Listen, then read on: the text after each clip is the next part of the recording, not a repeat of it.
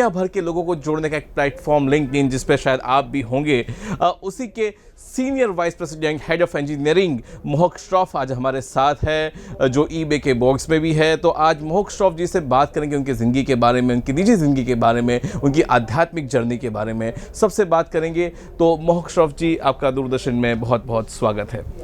जी मोहक जी, सबसे पहले तो आपको धन्यवाद कि आप हमसे जुड़े, हमसे बात कर रहे बहुत सारे दर्शकों से। मोहक जी, पहले तो हम जानना चाहेंगे कि आप जो है इतनी बड़ी कंपनी के साथ जुड़े हैं, और लिंक्डइन, मुझे नाम भी बहुत अच्छा लगता है कि सबको जोड़ो, जोड़ते चलो, दिलों को जोड़ो, लोगों को जोड़ो और आगे बढ़ो।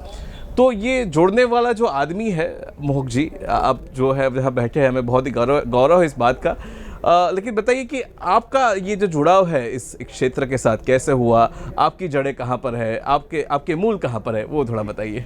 वैसे मेरा जन्म हुआ मुंबई में जी। और मैं जब 1 या 2 साल का था, मेरे पेरेंट्स मेरा परिवार मूव हो गया बहरीन, जो मिडल ईस्ट में। 12th स्टैंडर्ड तक मैं बहरीन में था, और फिर वहाँ अमेरिका में यूनिवर्सिटी ऑफ टेक्सास नाम की एक यूनिवर्सिटी है, उसमें पढ़ने गया, कंप्यूटर साइंस की डिग्री की। और बाद में क्या हुआ कि 2000 के साल में मैं जो ग्रेजुएट हुआ, तब वो जो .com का जो बूम हो रहा था, वो जो all .com companies were doing really well.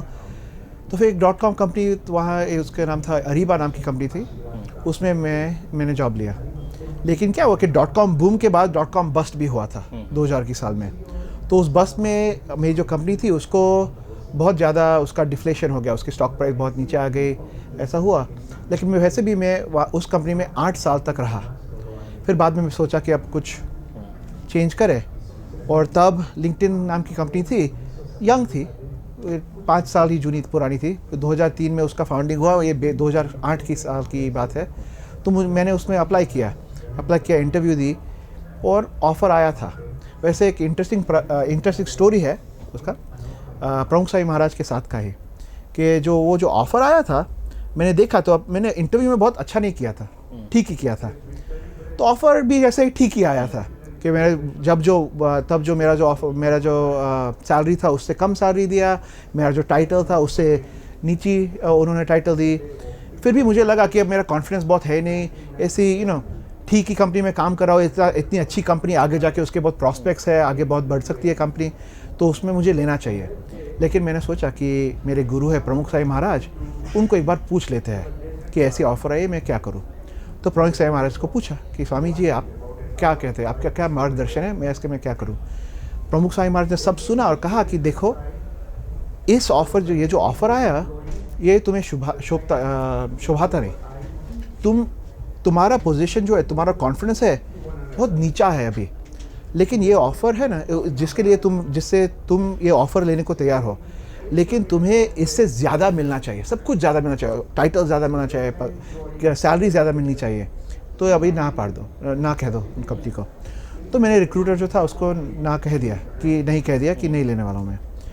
Recruiter ने एक 2 दिन बाद मुझे वापस फ़ोन किया और कहा कि तुम क्यों कह रहे हो, इतनी अच्छी ऑफ़र है, इतना अच्छा कंपनी है, तुम्हें लेना ही चाहिए, ये दूसरी ऑफ़र लो। तो मैंने फिर से प्रमुख स्वामी महाराज को पूछा कि स्वामी जी आपका क्या मार्गदर्शन है। प्रमुख स्वामी महाराज ने फिर से कहा, जो वो सेम ही कंपनी है। मैंने कहा ऑफ़र कैसी है, मैंने कहा स्वामी ऐसा ही है जैसे पहले था। प्रमुख स्वामी महाराज ने कहा कि नहीं, अभी भी नहीं लेनी अपने। मैंने फिर से रिक्रूटर को नहीं कह दिया। 3 दिन बाद रिक्रूटर का फिर से फ़ोन आया। रिक्रूटर ने कहा देखो, I don't know what you are doing, तुम क्या कर रहे हो मुझे समझ नहीं आ रहा, ये लो नई ऑफ़र, उसमें पैसे ज़्यादा है, उसमें टाइटल्स अच्छा है। मैंने कुछ मांगा नहीं था, मैंने सिर्फ नहीं कह दिया, क्योंकि प्रमुख स्वामी महाराज ने आज्ञा कही थी मुझे, तो मैंने नहीं कह दिया। ऑफ़र आया, मुझे फिर से पूछा प्रमुख स्वामी महाराज को। प्रमुख स्वामी महाराज ने कहा कि देखो, जितना तुम अपने आप में नहीं बिलीव करते थे, उतना मैं तुम्हें बिलीव करता हूँ। ये जो ऑफ़र आया है, अब ये तुम्हारे लायक हुआ, अब इसको एक्सेप्ट कर लो। तो मुझे इतना कॉन्फिडेंस आया उस बात से, क्योंकि 8 साल से जिस कंपनी में था उसमें हमारा ग्रोथ नहीं हो रहा था, प्रोग्रेस डेवलपमेंट नहीं हो रहा था। मुझे लगा कि बस अब यही रहने वाला है, मेरा करियर ऐसे स्टैग्नेट हो गया था। लेकिन लगा कि प्रमुख स्वामी महाराज मुझ में इतने बिलीव करते हैं, तो मुझे अपने आप में बिलीव थोड़ा करना चाहिए। तो मैंने ऑफ़र एक्सेप्ट किया, लिंक्डइन नाम की कंपनी में जॉब शुरू किया, और वो जो कॉन्फिडेंस था उससे लेकर अब मैं इस पोजीशन पे आया हूँ। तो काफ़ी आपका ऐसे इंटरेस्टिंग सी और इतना मोटिवेशनल आपकी कहानी है कि बहुत सारे दर्शकों को अच्छी लगेगी। मुझे बताइए कि आपका प्रमुख स्वामी महाराज से जुड़ाव कैसे हुआ, आप कैसे जुड़े उनसे, और कब उनका प्रभाव आपके मन और मस्तिष्क पे होने लगा? वैसे 1985 में प्रमुख स्वामी महाराज बहरीन आए थे। मैं 7 साल का ही था, और मेरे परिवार को, मेरे माँ बाप को सत्संग का जोग नहीं था, प्रमुख स्वामी महाराज का जोग नहीं था तभी। लेकिन वो आए थे तो प्रमुख स्वामी महाराज क्या करते थे कि वो हर एक के घर पे जाते थे। जो भी उनको पूछे कि स्वामी आप हमारे घर आएंगे, तो वो आ जाते थे। तो हमारे पेरेंट्स को पता चला कि प्रमुख स्वामी महाराज आए बहरीन में, मोटे धर्म गुरु है, उनको बुलाते हैं घर पे। तो हमने बुलाया, स्वामी आप घर पे आइए। तो घर पे आए, 4 माल चढ़ के आए, सीढ़ी स्टेयर्स चढ़ के आए, लिफ्ट नहीं थी तब, चढ़ के आए। वहाँ प्रमुख स्वामी महाराज बैठे, और हमारे परिवार को बहुत वो स्पर्श हुआ कि प्रमुख स्वामी महाराज जितने इतने बड़े धर्मगुरु हमारे घर पे आए ना। छोटे से घर, छोटा सा मकान था वहाँ पे, उसमें आए, बैठे, उन्होंने भोजन किया वहाँ पे, हमें इतना उन्होंने लाभ दिया। तो उससे हम सत्संग में जुड़े। लेकिन मुख्य ऐसा एक प्रसंग बना था, मेरा पर्सनल प्रसंग था, कि जब मैं 11 साल का था, एक गांव में, यहाँ गरड़ा नाम का एक गांव है, गरड़ा में, वो मैं वहाँ पे प्रमुख स्वामी महाराज थे, और मैं अकेला, और मेरे मातुश्री साथ में थे। मैं लेकिन अकेला प्रमुख स्वामी महाराज को मिलने गया। वो मंदिर में थे, मैं ऊपर मंदिर के स्टेयर्स चढ़ के ऊपर प्रमुख स्वामी महाराज को मिलने गया। तो प्रमुख स्वामी महाराज तो तब उनके पास सामने तो 100-200 आदमी थे। उनके बीच में से एक छोटा सा बालक आया, 11 साल का। मैं तब प्रमुख स्वामी महाराज को सिर्फ कदाच 2 या 3 बार मिला हुआ था। वो भी कैसे, लाइन में सब आते दर्शन के लिए, छोटा सा बालक है, बस ऐसे उन्होंने हाथ सिर पे डाल के आशीर्वाद दिया था, ऐसे मिला था। लेकिन मैं आया, वहाँ ऊपर चढ़ के आया, और प्रमुख स्वामी महाराज थे। प्रमुख स्वामी महाराज ने इसे 100-200 आदमी के बीच में से मुझे देखा और कहा कि तुम तो वहाँ मिडिल ईस्ट से आए हो ने, पहचान लिया। और मुझे बहुत ही स्पर्श हो गया कि इतने महान पुरुष है, इतने बड़े धर्मगुरु है, और हर एक का इतना ख्याल रखते हैं। वो मुझ जैसे छोटे से बालक को भी उन्होंने पहचान लिया, मुझको याद किया। तब से मुझे लगा कि ये पुरुष बहुत ही स्पेशल है, उनके साथ बहुत जोड़ान हो गया मेरा। जी जी। ये बताइए कि आप जैसे 1980s की बात करूँ तो आपका बचपन किस तरह से क्या था, आपका स्कूलिंग किस तरह से थी? मुझे याद है उस टाइम पे शायद पास्कल जैसी कोई लैंग्वेज रही होगी जो शायद आप सीखते होगे। अब तो बड़ा ही एकदम कॉम्प्लेक्स प्लेटफॉर्म पे आप अभी AI पे आ गए होंगे। तो उस टाइम में तो मुझे लगता है कि अभी शायद मैकिंटोश चालू हुआ था, या विंडोज़ का ज़माना एक शुरुआत हुई थी हिंदुस्तान में। तो भारत में शायद कंप्यूटर आने भी बाकी थे, क्या परम कंप्यूटर के अलावा शायद बड़ा कंप्यूटर शायद नहीं होगा। तो उस दौर में आप किस तरह से कंप्यूटर की ओर बढ़े, और क्या आपका वो रहा? वो मेरे पिताजी जो है, उनको इलेक्ट्रॉनिक्स का बहुत शौकीन, कुछ भी नहीं निकलता है वो ले आते थे ऐसे। तो एक्सपेरिमेंट करके देखो ये बहुत अच्छी चीज़ है। तो 1980s की बात ही होगी, उसमें उन्होंने एक गेमिंग कंप्यूटर था जी, खेल का कंप्यूटर था, वो ले आए थे। उसको कंप्यूटर को चालू हुई कि नहीं, वो MSX कंप्यूटर क्या था, उसमें कंप्यूटर को चालू करो, गेम डाल के, कार्ट्रिज डाल के, तो फिर गेम चालू हो जाता था। लेकिन वो कार्ट्रिज ना हो तो उसको चालू करने पे बेसिक, वो माइक्रोसॉफ्ट बेसिक प्रोग्रामिंग लैंग्वेज है, उसका स्क्रीन आ जाता, जो काले रंग का इतना। इसका ब्लू था, ब्लू था। लेकिन हाँ, बस ऐसे जो एंगल ब्रैकेट आता था, और उसमें फिर टाइप करना कि 10 प्रिंट लाइन 20 ऐसा हो। तो वो आता, जब मैं 10 साल का था, मैंने देखा कि ये कुछ है। फिर मैंने तो कुछ किताबें ले आया, पढ़ने लगा कि ये क्या है, बेसिक थोड़ा सीख लूँ मैं, सीखने लगा। फिर उसमें प्रोग्रामिंग करने लगा। तो शुरू में तो प्रोग्रामिंग कैसे, कि मुझे गेम्स खेलना बहुत पसंद था, तो मैंने कहा चलो गेम ही बनाता हूँ। तो थोड़े बहुत गेम्स मैंने बनाए प्रोग्रामिंग करके।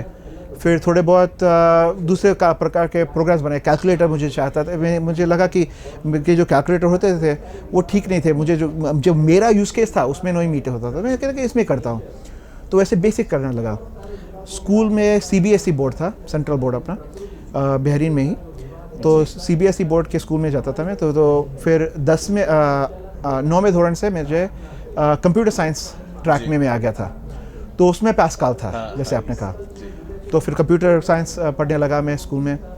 तो मुझे बहुत पसंद आया। मुझे लगा कि ये कुछ इसमें कहना कि क्रिएटिविटी बहुत होती है। जी। लोगों को लगता है कि कंप्यूटर साइंस कैसा है कि बहुत बोरिंग चीज़ है, ये प्रोग्राम करना और क्या है, लेकिन मुझे ऐसा अनुभव आया कि it is a very creative field. बना सकते हैं, कुछ भी बना सकते हैं, मन में जो भी हो वो कंप्यूटर के स्क्रीन पे बना सकते हैं, कंप्यूटर को करा सकते हैं। तो मुझे बहुत पसंद आया। लेकिन फिर भी तब को मुझे भी ऐसा लगा था कि मैं फिजिसिस्ट बनूंगा आगे जाके। लेकिन फिर से प्रमुख स्वामी महाराज को पूछा था, प्रमुख स्वामी महाराज को पूछा कि स्वामी आप क्या कहते हैं कि क्या आगे जाके क्या करना चाहिए। जब आप 12th से निकलने का टाइम है, कॉलेज के टाइम में प्रमुख स्वामी महाराज ने मार्गदर्शन दिया कि तुम्हें कंप्यूटर्स बहुत पसंद है, कंप्यूटर्स में ही जाओ। तो उनके आज्ञा से मैं कंप्यूटर्स में आया और फिर देखिए यहाँ पे हूँ अब। तो आपने तो पूरा का पूरा एक संक्रांति का एक काल देखा है, जिसमें एक पास्कल से लेके इतनी कॉम्प्लेक्स लैंग्वेज तक आप तो भी आईटी, सिक्योरिटी, ऑपरेशंस सब वहाँ पे देखते हैं। एडवर्टाइजमेंट प्लेटफॉर्म भी आपने अच्छा डेवलप किया है वहाँ के लिंक्डइन के अंदर। तो आपको क्या लगता है, क्या विकास रहा है कंप्यूटर की भाषा का, और जो तकनीक जो लोगों के हाथ में आई है? पहले तो याद है कि इंटरनेट के लिए भी कहीं किसी काफ़े में जाना पड़ता था, या वो डायल इन वो लगा के आपको घंटों तक बैठ के इंतज़ार करना पड़ता था, और वो छोटा सा एक्सप्लोरर का आता था, उसमें नीचे आ जाए तब वो, तो वहाँ से लेके अब तो एकदम 5G के ज़माने तक, कभी इस फ़ोन में, मेरे फ़ोन में भी 5G का वो नेटवर्क का 5G दिख रहा है, तो वहाँ तक हम आ गए हैं। तो ये पूरा कितना ये यात्रा रही, किस तरह से रही तकनीक की? देखो मेरे मन में तो अभी दो प्रोग्रेस के पाथ रहे हैं जी। पहला जो हम कहते हैं अंग्रेजी में एक्विटी, यानी कि सबको इक्वल एक्सेस मिलना चाहिए। अभी भी ऐसा है कि अमुक जन ऐसे है जिसको 5G का एक्सेस है, कंप्यूटर है घर में, लेकिन ऐसे भी काफ़ी बहुत लोग हैं दुनिया में, पूरे दुनिया में, जिसको कंप्यूटर की एक्सेस नहीं है, अभी इंटरनेट की एक्सेस भी नहीं है। इट इज़ एन इनएक्विटी, वो उसका प्रोग्रेस होना चाहिए। तो वो कैसे होगा? ये डिवाइस जो है ये सस्ता होता जाएगा, इसकी कीमत नीचे आती आएगी, इंटरनेट एक्सेस पूरे दुनिया में पहुंच जाएगा। सभी जिस जगह में अभी केबल नहीं चला सकते वो सैटेलाइट से होगा, तो सबको एक्सेस मिलेगा। तो जब when everyone in the world is connected, आपका कनेक्शन की बात की ना, जब लिंक्डइन जैसे हम कनेक्ट करते हैं लोग को, जब पूरा दुनिया एक साथ कनेक्टेड हो, बहुत ज़्यादा प्रोग्रेस आएगा। और दूसरा AI, कि इतने सारे लोग को प्रोडक्टिव कैसे करते हैं, इतने सारे लोग को कनेक्ट कैसे करते हैं थ्रू आर्टिफिशियल इंटेलिजेंस। तो आर्टिफिशियल इंटेलिजेंस में भी काफ़ी बहुत प्रोग्रेस अभी आपको आजकल तो बहुत न्यूज़ आ रहा है कि ये ChatGPT और इस सब के कितना प्रोग्रेस हो रहा है। वो अभी जैसे इंटरनेट 90s में था, वैसे अभी AI का है, आगे जाके बहुत ज़्यादा प्रोग्रेस होगा। हमारे जो जीवन है, लाइफ है, डेली एक्टिविटीज़ जो है, उसमें कंप्लीट ट्रांसफॉर्मेशन आ जाएगा AI से। लेकिन अब ये जो AI की बात निकली है, उसमें एक बहुत ही इम्पोर्टेंट बात है कि जो AI है, जैसे कितने सेंचुरी से हम मनुष्यों में ये भावना रखते हैं कि मनुष्य मॉरल बने, एथिकल बने, ऐसे अब AI को भी अब बनाना पड़ेगा कि how can we make AI, how can ये जो AI बनेगा वो हम कैसे इंश्योर करें कि उसमें भी मोरालिटी और एथिक्स आए। नहीं तो फिर AI can be use for bad, उसका दुरुपयोग भी हो सकता है। तो उसका सदुपयोग कैसे कर सके कि AI को पता होना चाहिए कि ऐसा करे। ठीक है, एथिक्स क्या होता है? एथिक्स में आता है कि AI सबको इक्वली ट्रीट करे, लेकिन उसको मॉरल्स भी देने चाहिए कि सबको इक्वली ट्रीट करना तो ठीक है, लेकिन जैसे प्रमुख स्वामी महाराज कहते हैं, प्रमुख स्वामी महाराज की जो जीवन भावना है कि दूसरे के सुख में अपना सुख, दूसरे की भलाई में अपनी भलाई, जो ऐसी भावना हमको AI को सिखाना पड़ेगा। क्यों? कि फिर AI को क्या करना चाहिए कि हमेशा ह्यूमैनिटी को कैसे प्रोग्रेस करे। ऐसा नहीं कि तुम्हारे पास AI का, आपके पास AI का एक्सेस है तो आप फिर उसका दुरुपयोग करके आप आगे बढ़ जाए, लेकिन मुझे पीछे रख रही है। ऐसा नहीं होना चाहिए। पूरी दुनिया एक साथ कैसे आगे बढ़े, उसके लिए AI में मोरालिटी का भी हमारे प्लेटफॉर्म बनाना पड़ेगा।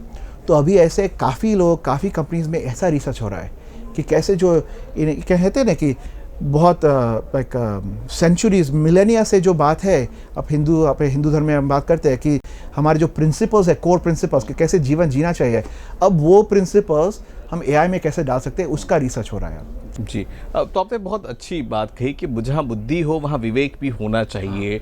और अगर हमारी इंसानी सभ्यता की बात करें तो हमारा बायोलॉजिकल इवोल्यूशन से ज़्यादा कॉग्निटिव इवोल्यूशन बहुत ही जल्दी हुआ, और उसी हिसाब से कंप्यूटर का भी जो हार्डवेयर का एवोल्यूशन तो हो रहा है कि सॉफ्टवेयर का एवोल्यूशन उससे भी जल्दी हुआ है। हार्डवेयर का भी बहुत बड़ा योगदान है, हम मना नहीं कर सकते हैं। लेकिन अब जैसे बहुत सारी चीज़ें नैतिक होती है, जो निर्णय क्षमता होती है, जैसे मेरे दिमाग में भी ख्याल आता है, जैसे एक कार है, ऑटो पायलट मोड पे जा रही, एआई उसको चला रहा है, ठीक है। अब उसमें उसका जो ओनर है वो तो प्रोग्राम की गई उसके ओनर को बचाने के लिए, ठीक है। एक तरफ खाई है और एक तरफ कोई आदमी रोड क्रॉस कर रहा है। कार या तो रोड में मतलब खाई में गिर सकती है या उस आदमी को मार सकती है। तो ऐसे ऐसे जब एथिकल डायलेमास आएंगे तो उस समय में एआई किस तरह से काम कर पाएगा, उसके लिए क्या हो रहा है? यही तो बात है ना कि देखो कि जो हम सिर्फ एथिक्स पे जाते हैं ना, तो फिर इट्स अ मैथ गेम। कि यहाँ पे 4 आदमी है, वहाँ पे एक है, तो क्या करना चाहिए। लेकिन ethics is not enough, morality is important. Morals, ये जो कहते हैं ना कि हमारे धार्मिक प्रिंसिपल्स जो है, क्योंकि लोग क्या समझते हैं कि एज इफ कि एआई बहुत नई बात है। वैसे ये जो आपने सिचुएशन कहा, ये तो सही सिचुएशन हमें रोज ही बनता है। जी। मैं गाड़ी चलाता हूँ, मुझे भी ऐसा प्रश्न आ सकता है कि मैं चला रहा हूँ, एक्सीडेंट हुआ है, मैं यहाँ जाऊँ तो ये हो सकता है, वहाँ जाओ तो वो हो सकता है। वो मैं डिसीजन कैसे लूँ? I make that decision based on my principles and values. जो मेरे गुरु ने मुझे कहा है, जो मेरे धर्म से मैंने लिया है, उनके सबके प्रमाण से, उन सब के प्लेटफॉर्म पे से मैं वो डिसीजन लेता हूँ। वैसे ही एआई को भी ऐसे मॉरल डिसीजंस है, बिकॉज ये जो है क्या है कि these things affect our lives। ये सब एआई कैसा है कि ये सब आपने जो प्रश्न कहा, ऐसा नहीं कि सिर्फ कौन सा बटन क्लिक करना है, कौन सा कलर करना है, नहीं, ये तो these are life or death decisions, right, or very serious decisions। they have to be made on a moral grounding। हाँ, तो वही मोरल की हम कैसे सिखाएंगे किसी मशीन को, या ये जो आप पूछ रहे हैं ना कि इस एआई को कैसे ट्रेन करते हैं, तो इसीलिए तो बहुत ही ज़रूरी है कि जो आदमी ट्रेन कर रहा है उसके अंदर मोरालिटी हो, क्योंकि उसमें विवेक है। अभी तक कंप्यूटर में विवेक हम नहीं डाल सकते। कंप्यूटर को जैसे प्रोग्राम करे वैसे ही वो करेगा। एआई भी अभी तो ऐसा ही है कि जैसे प्रोग्राम होता है वैसे ही करता है, लेकिन जो उसके पीछे जो मनुष्य है, जो पर्सन है, जो उसको प्रोग्राम कर रहा है, आप कहते हैं ना कि इसमें मोरालिटी कैसे डालेंगे। AI is train based on the person training. जो उसमें इनपुट डेटा हम देते हैं, ट्रेनिंग डेटा कहते हैं एआई में, जो ट्रेनिंग डेटा देते हैं उस प्रमाण से वो ट्रेन होता है और उस प्रमाण से वो फिर वो डिसीजंस करते हैं। लेकिन वो training data can be skewed.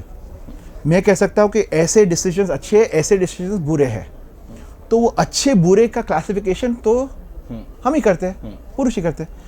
So that has to be done. वो होना चाहिए ऐसे आदमी से जो अपने आप को, जिसके अंदर मोरालिटी हो। जी, मुझे आप बात कर रहे तो मुझे वो औद्योगिक क्रांति का, इंडस्ट्रियल रिवॉल्यूशन का इनिशियल दौर भी याद आता है, जब इस तरह की बातें उस टाइम पे भी हो रही थी। जिस तरह से स्टीम का आविष्कार हुआ, बड़े बड़े स्टीमरें चलने लगी, और सोसाइटी में जिस तरह से आपने असमता की या समता की बात करी, इस तरह से ही शहर बनने लगे, स्लम्स भी बनने लगे, क्राइम भी बढ़ा। बहुत सारे चार्ल्स डिकन्स जैसे नॉवेलिस्ट आए, उन्होंने काफ़ी कुछ लिख भी दिया। अब ये ही सवाल यहाँ पे आ रहा है 2022-23 में आप जहाँ खड़े हैं वहाँ पे भी ये सवाल आ रहा है, क्या एआई जैसी तकनीक जब आएगी तो वो क्या लोगों का काम छीन रही है, या लोगों को रोज़गार देगी या नहीं देगी? तो ये एक बड़ा, क्योंकि जब गांधी जी को हम याद करते हैं वो तो लेबर इंटेंसिव इकोनॉमी की बात करते हैं। भारत जो देश में मतलब बहुत सारे लोग हैं, तो श्रम आधारित उद्योग की भी बात काफ़ी की जाती है। तो क्या एआई को लेकर भी ये सवाल काफ़ी उठते रहते हैं? तो कहाँ तक एआई जो है ये मनुष्य की कार्यक्षमताओं को पुनर्स्थापित कर देगा, या फिर उसको नया ऊर्जा या नया जीवन देगा? ये भी एक द्वंद्व है। भविष्य तो मैंने देखा नहीं है, जी। तो फिर बोल नहीं सकता कॉन्फिडेंस के साथ कि क्या होगा। मैं यह कह सकता हूँ, 2 बात कर सकता हूँ। पहले तो कि देखिए, हमेशा जब भी ऐसे टेक्नोलॉजिकल लीप्स आए हैं, लोग यही प्रश्न पूछते रहते हैं। और अब देखिए कि भारत की जो आप लेबर इंटेंसिव इकोनॉमी की बात करें, आज भारत की स्थिति देखिए, आज भारत कहाँ तक पहुँचा है। आपके जैसे इतने बड़े बड़े कंपनियों के सब लीडर्स कितने भारतीय है। यहाँ भारत की भी इकोनॉमी कितनी बूम हो रही है, कितनी आगे आ रही है। ये सब किसके लिए, क्यों? टेक्नोलॉजी से। तो technology again when it is used right जब टेक्नोलॉजी का उपयोग सही रीत से हो, उससे काफ़ी बहुत प्रोग्रेस हो सकता है। दुरुपयोग हो तो फिर ऑपोजिट आएगा। तो ये जो प्रश्न आता है ना कि इकोनॉमी का क्या होगा, लोग की उनका जॉब्स का क्या होगा, लोग क्या करेंगे, that all depends on how we apply it. इस टेक्नोलॉजी, ये जो नई टेक्नोलॉजी, इट्स अ टूल। इस टूल का दुरुपयोग करेंगे तो सही ऐसा ही होगा, लेकिन अभी भी काफ़ी बहुत समय, बहुत ही अर्ली है, बहुत नेसेंट टेक्नोलॉजी है, अभी भी उसमें आप मोरालिटी डालेंगे तो हो सकता है कि वी कैन टेल इट कि देखो इस टेक्नोलॉजी के ऐसे एप्लीकेशन होने चाहिए जिससे पूरी दुनिया का प्रोग्रेस हो सके, ज़्यादा जॉब्स रहे, ज़्यादा इक्विटी आए, सबको हमारी कंपनी की एक वो जो विजन है to create economic opportunity for every member of the global workforce. हम कहते हैं कि सबके लिए इकोनॉमिक अपॉर्चुनिटी क्रिएट हो, तो सबके लिए इकोनॉमिक अपॉर्चुनिटी हम एआई से भी क्रिएट कर सकते हैं, राइट? सो ऐसे एप्लीकेशन, तो that is moral, that is ethical, कि उसमें विचार आया कि एआई की एप्लीकेशन कैसे करनी चाहिए, इस टेक्नोलॉजी की एप्लीकेशन कैसे करनी चाहिए जिससे जॉब्स क्रिएशन हो सकते हैं। एक बात, दूसरी बात मैं ये करूँगा कि ऐसा हम देखते हैं कि अभी तक we would talk about degrees कि कौन से कॉलेज में से तुम निकले, पढ़ के आए, कौन सी डिग्री तुमने मेरी, ऐसे। आगे स्किल्स की बात बहुत आएगी कि तुम्हारे में कौन से स्किल्स है, क्योंकि टेक्नोलॉजी की जो प्रोग्रेस है ना वो एक्सेलरेट हो रही है। देखो, कब 1 साल पहले कोई एआई की इतनी बात नहीं कर रहा था, आज जितनी बात हो रही है, और 5 साल में जितना प्रोग्रेस होगा हम सबको लगेगा कि हो इतना हो गया, सिर्फ 5 साल में इतना ट्रांसफॉर्मेशन आ गया। तो उसमें जो डिग्री 5 साल पहले की है उससे कुछ बहुत काम नहीं हो सकेगा। तो we have to adapt and we have to train ourselves with new skills, constantly learn, grow. तो वो कैसे करें? तो हमारे जो आपने जो लिंक्डइन की जो बात की, हमारे प्लेटफॉर्म में ये एक बहुत ही इम्पॉर्टेंट हमारा प्रायोरिटी है कि सब लोग को स्किल्स एक्सेस दे, स्किल्स ट्रेनिंग की एक्सेस दे, जिससे वो जो भविष्य के जो जॉब्स रहेंगे उसमें सक्सेस पा सके। क्या तो बचपन में कभी सोचा था, या बचपन में आपके टीचरों को, अड़ोस पड़ोस के पड़ोसियों को लगता था कि भाई मोहक जो है वो कभी जाके कभी नहीं, मुझे नहीं लगता था, मेरी माँ को अभी भी विश्वास नहीं आ रहा है कि ऐसा हुआ है। लेकिन यही है ना कि जैसे मैंने कहा ना कि ऐसे पुरुष होते हैं ना, वो हम में जो देखते हैं वो हम अपने आप में नहीं देखते हैं कभी बात। और वो जो स्पिरिचुअल, देखो मैंने ऐसे कार्यकर प्रमाण से भी BAPS से जुड़ाया था, वॉलंटियर बेसिस पे ही, और वो वॉलंटियरिज्म में भी मुझे काफ़ी बहुत स्किल्स सीखने मिले। फिर उनके जो प्रिंसिपल्स, मॉरल प्रिंसिपल्स है, ऐसे हम अभी क्या है कि कॉर्पोरेट अमेरिका में कभी ऐसा लगता है कि दूसरों को पाड़ के, दूसरे के ऊपर से चढ़ के हमें प्रोग्रेस करना चाहिए। लेकिन अब फिर से ये जो सर्वेंट लीडरशिप की आइडियाज़ और ये सब आइडियाज़ फिर से आ रही है। ये सर्वेंट लीडरशिप क्या होता है? हम जैसे हमारे महान स्वामी महाराज है, वो सर्वेंट लीडरशिप की मूर्ति है कि कैसे दास भाव से सेवा करे, जन सेवा करे। ये प्रमुख स्वामी महाराज जो कहते थे कि दूसरे के सुख में अपना ही सुख है, that is servant leadership. Those principles अभी तो कॉर्पोरेट अमेरिका में उसी प्रिंसिपल से सक्सेस पाम रहे। और कौन सक्सेस पाम रहे? भारतीय, जिन्हों में इसी प्रिंसिपल्स है, ह्यूमिलिटी है, उनमें ये जो ग्राउंडेडनेस है, उनमें जो वो हमारे मॉरल प्रिंसिपल्स है, वो सब उन प्रिंसिपल्स के ऊपर से, उनके आधार से वो सक्सेस पाम रहे हैं। जी। भारतीय दर्शन में तो वसुधैव कुटुंबकम की एक भावना है ही, और आप भी दुनिया को जोड़ने का काम करते हैं। जब आप इसको आप तो टेक्निकल तौर पे पूरा देखते हैं, एक टेक्निकल तौर पे कोडिंग तो ये सब करके आप अच्छे से उसको बनाते ही होगे, इस प्लेटफॉर्म को पूरा ही यूज़र फ्रेंडली बनाते होगे लोगों के लिए। तो आप किन बातों का ध्यान रखते हैं जिससे आपको लगता है कि दुनिया पूरी जुड़ सकती है? वो क्या सोच है जिससे आपको लगता है कि नहीं, सिलिकॉन वैली में बैठ के, कैलिफोर्निया में, अमेरिका में बैठ के, या हिंदुस्तान में बैठ के दुनिया का कोई भी जो लोग हैं वो जुड़ सकते हैं? वो विचार आपके मन में कहाँ से आया? सबको सेवा भावना होती है, अंतर में भावना होती है कि मैं जन सेवा करूं।